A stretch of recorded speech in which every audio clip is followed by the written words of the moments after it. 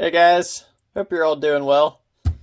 Today I wanted to talk about knives that you've bought, sold, and then bought back after selling them.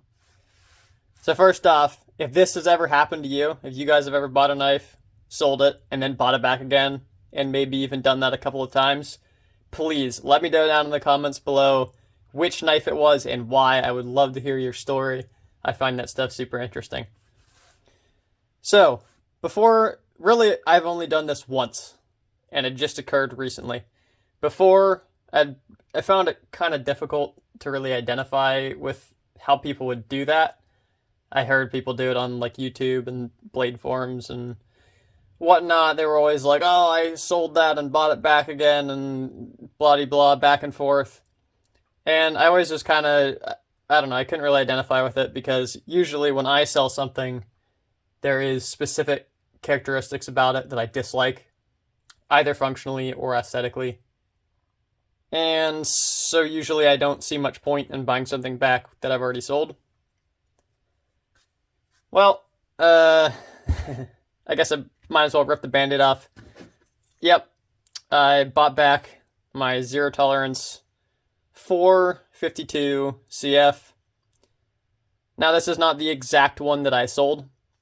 It is just another one of the same model. But, well, I don't know. Ever since I sold my other one, every time I think about this knife or see one, in my head, I'm just like, dang, that is a great knife. Love the aesthetics. Love the ergonomics on it. Love the size. It's a nice big knife. I think it's 3.9-inch blade. Great action. Nice slim carry profile. Deep carry pocket clip on it. Alright steel. And fairly, I'm going to say ZT has pretty good machining tolerances for the price. I know there's been some stuff leveled at them, like with pretty much any manufacturer, knife manufacturer. But I think overall, when they have a good design, it's generally built well. But anyway, so this one I bought back, and well, at least the reasons I told myself why I sold my first one, really, I think, as stupid as it sounds, I think I felt like I had too many ZTs in my collection, and that I wanted to upgrade into nicer, more expensive knives. And so I did that, as you guys have seen in my collection videos. I've bought some higher end stuff. And here I come crawling back to ZT again to buy this model. It's just that dang good, and I don't know. I feel feel a little guilty about it, but it's just a great knife. And so I'll get back to the reasons why I got rid of the other one. I felt like I had too many ZTs maybe, and wanted to work towards some higher end stuff. I also was not a big fan of the really kind of mediocre plain Jane carbon fiber scale that it comes with stock. Not a big fan. And the aftermarket on them was not good as well. You could not get aftermarket scales easily, at least that I could find, that were like good quality and whatnot. So for those reasons, I was just like, okay, fine, I'll get rid of it. Really like that one. It had a different, I think it had an MXG deep carry clip on that one. This one only has the stock factory one, which honestly isn't too bad. But I may upgrade to the MXG as well. Who knows, time will tell. Or I may just strip the metal paint off of this one and keep it stock. I don't know. But anyhow, so I wound up selling the other one. And then this one, I forget what I sold the other one for. It was not, I don't think it was any less than what I bought it for. Probably close to around $200, maybe a little bit less. Probably like a $1.80, $1.90, somewhere in there. That's what I bought it for. That's what I sold it for on the secondary. Technically, it's a used blade, so that's how you get it at such a discount. This one, with the scale included, I paid 170 bucks for this. And as you can see, oh, that was a bad deployment on my part. It's practically flawless on the finish. Any marks you see are just my fingerprints and smudges and whatnot. So, I haven't found any flaws with this thing since I've got it. And I think, honestly, 170 bucks for a knife like this, that's right on par with some of the stuff that's coming out of China, their quality and fit and finish and whatnot. So, I think this is a phenomenal deal for the design, at least on the secondary. I don't know what they're, what it costs to buy them from the retailers at this point is, but I know it's probably higher than that. And especially if you're going to buy this aftermarket scale as well.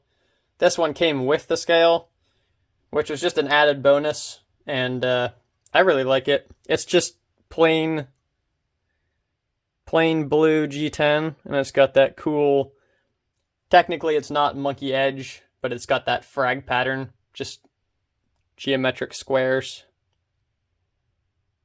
I think it's pretty sweet looking. I like it.